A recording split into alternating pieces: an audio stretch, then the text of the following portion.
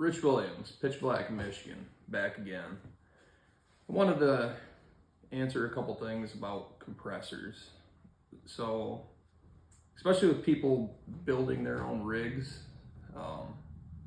one of the misconceptions is that, well, if I get this compressor, it goes up to 150 psi.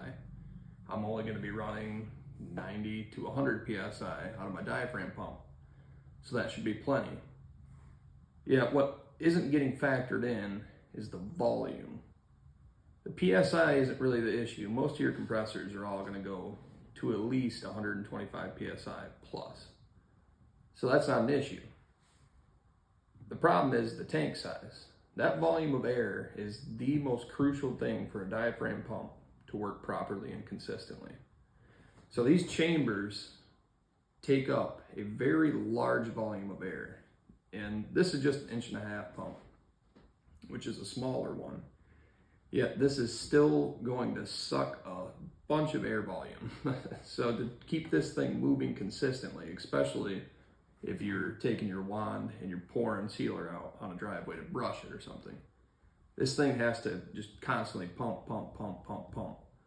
And with your smaller air compressor tanks, it does not have the volume. You'll run out of physical volume very quickly doing that. That's why on some of the other rigs like the Sealrights, you'll see the big Jenny compressors. They have a lot of volume. Their max pressure isn't any higher than a smaller compressor is, but their tank volume is huge compared to the small, like wheelbarrow style ones. So even running this on a small compressor, you might be all right if you're running a small tip and you're just spraying. But as soon as you start pumping sealer out, say you're edging it before you spray, and you're just pumping a bead of sealer, that small compressor is not going to be able to keep up. It's going to lose that air volume too fast, and this pump is going to start slowing down and you're going to lose your pressure.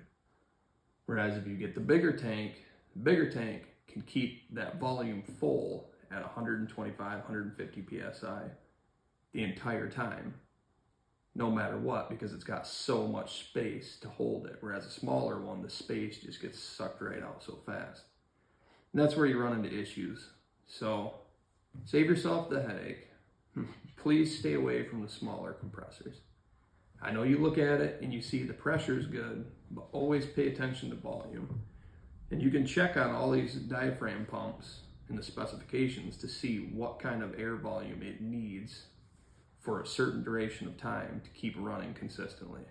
And that's going to be the information you want to find when you decide what kind of compressor you're going to get if you're putting your own rig together. All right, that's all I got about diaphragm pumps today. So give us a call, shoot us an email, and let us know how we can serve you.